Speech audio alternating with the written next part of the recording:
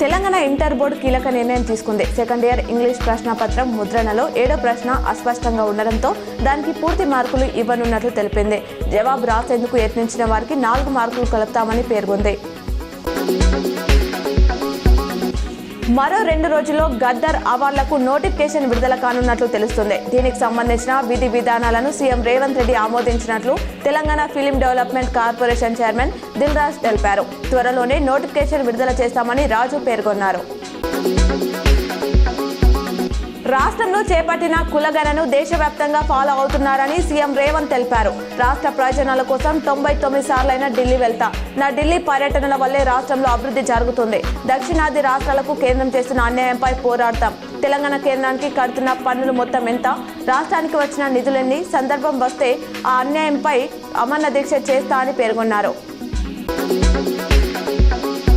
కాంగ్రెస్ ప్రభుత్వం ఇబ్బడి ముబ్బడిగా అప్పులు చేసి బడా కాంట్రాక్టర్లకు దోచిపెడుతున్నారని బీఆర్ఎస్ ఎమ్మెల్సీ కల్వకుంట్ల కవిత ధ్వజమెత్తారు. 15 నెలల పాలనలో రేవంత్ సర్కార్ మనిషికి 2.5 లక్షల అప్పులు చేసిందని ఆరోపించారు. కానీ పేద ప్రజలకు ఒక మంచి పని చేయలేదని, ఒక హామీని కూడా అమలు చేయలేదని, మరి ఈ డబ్బులన్నీ ఏమయ్యాయని ప్రశ్నించారు. బీజేపీ ఎంపీ ఈటల రాజేందర్ ప్రధాని మోదీని కలిశారు. ఈ సందర్భంగా ఈటల మనవడిని ముద్దు చేసిన మోదీ చాక్లెట్లు అందించారు. కుటుంబ సమేతంగా మోదీతో గడిపిన క్షణాలకు సంబంధించిన ఫోటోలను ఎక్స్లో ఈటల పంచుకున్నారు. ప్రధానితో చాలా విలువైన సమయం గడిపానని, తన జీవితంలో ఈ క్షణాలను ఎప్పటికీ మర్చిపోలేనని రాసుకొచ్చారు.